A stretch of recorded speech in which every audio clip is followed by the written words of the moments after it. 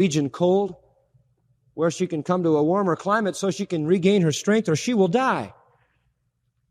To which he answered, all or nothing, and stayed. And she died. And when she died, the mother was so distraught and so shattered. She found no love in her husband, but had doted all of her love on this little life, that she would sit for hours in a chair holding the clothes of the little baby and fondling them, feeding her starved heart on those empty garments. This didn't go on for many days until her husband took them all out of her hand and gave them to a poor woman in the street.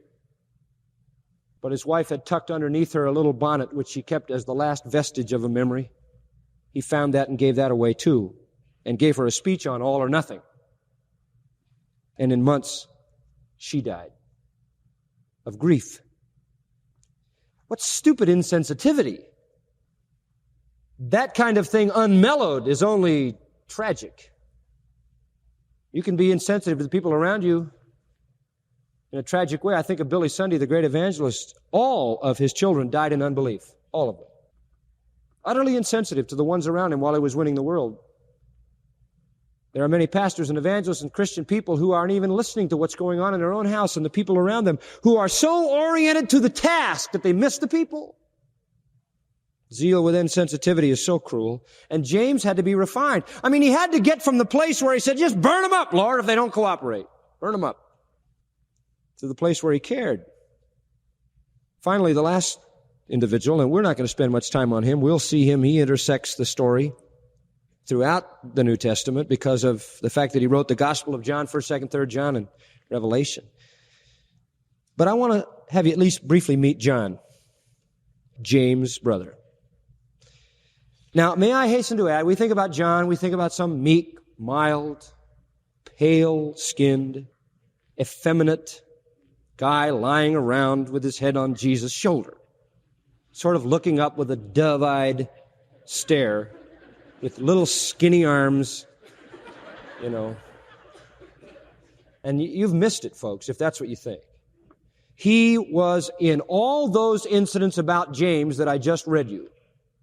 And he was one of the sons of thunder. He was intolerant.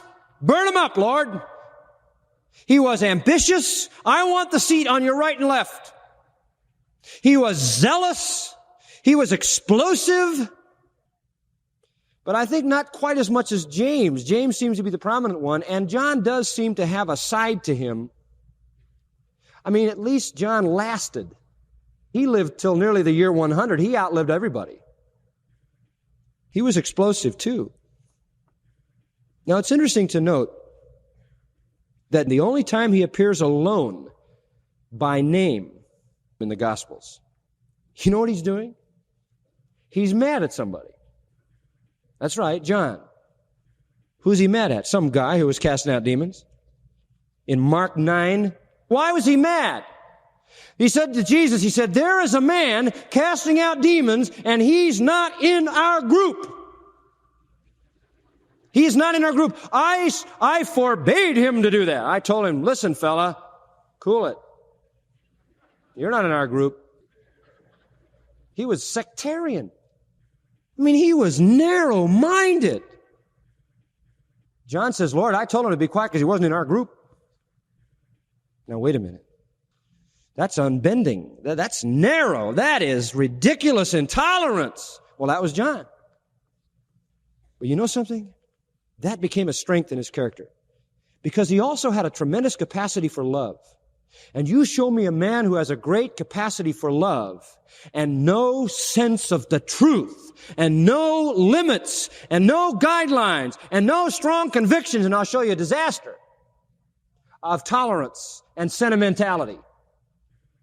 So God knew that the greatest source of truth in the New Testament, as far as a human author is concerned, about love would have to be a man who was also strong and uncompromising, or his love would take him down the road of sentimentalism. And if he was to speak the truth in love, he had to be as much committed to the truth as he was to love.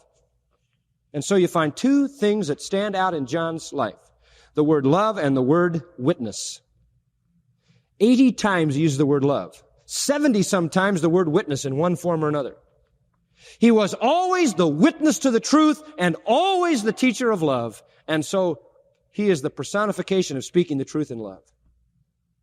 It's so good that his love was controlled by his witness, by his truth. He was a truth seeker. He wanted to know the truth. He was a discoverer. He was a visionary. He it was who first recognized the Lord at the lakeside of Galilee. He it was to whom God revealed the future in the apocalypse. He was the seer, the visionary, the truth seeker. The reason he was hanging around Christ's breast was not some kind of sloppy, sickening sentimentalism. What it was that his heart literally hungered for the truth as well as the deep affection for Christ. He wanted to gather in every word that came out of his Lord's lips as well as bask in the light of his love. So he became a lover, but a lover whose love was controlled by the truth. And that control was born out of that tremendous zeal he had in his personality, that passion, that strength, that fiery character. And in case you don't think he is, you try reading 1st, 2nd, and 3rd John and see how he denounces those who are antichrist and those who will stand up in the church to twist and pervert. He's firm. He's strong. You read the Gospel of John and see how he sets the people of God against the people of Satan, the redeemed against the lost, how he talks about the judgment of the righteous and the unrighteous. The man knew where the lines were drawn, and his love is never sentimentalism. But he is characterized by love. You just don't see much about him in the other Gospels unless it's with James, as I showed you, or in the list of the group. But where he emerges is in his own Gospel, and he appears in his own Gospel several times, always the same way. How? Listen. John 13:23. Now there was leaning on Jesus' bosom one of his disciples whom Jesus loved. Whom Jesus loved. The disciple whom Jesus loved. That's John. He never uses his name. He calls himself the disciple whom Jesus loved. Now listen. The man had a heart of love. And a man who has a heart of love understands love and has a great capacity to give and receive love. People who can love greatly can be loved greatly because they understand. And John literally took in the love of Christ and gave out the love of Christ. So he called himself the disciple whom Jesus loved. That's the only thing he ever called him. In the 19th chapter, in the 26th verse, he appears again. Jesus saw his mother and the disciple standing by whom he loved. Same disciple whom Jesus loved. Chapter 20, verse 2. Then runs and comes to Simon Peter, Mary Magdalene does, and to the other disciple whom Jesus loved. Chapter 21, verse 7. Same thing. Therefore, the disciple whom Jesus loved said to Peter. Verse 20, Peter turning about sees the disciple whom Jesus loved.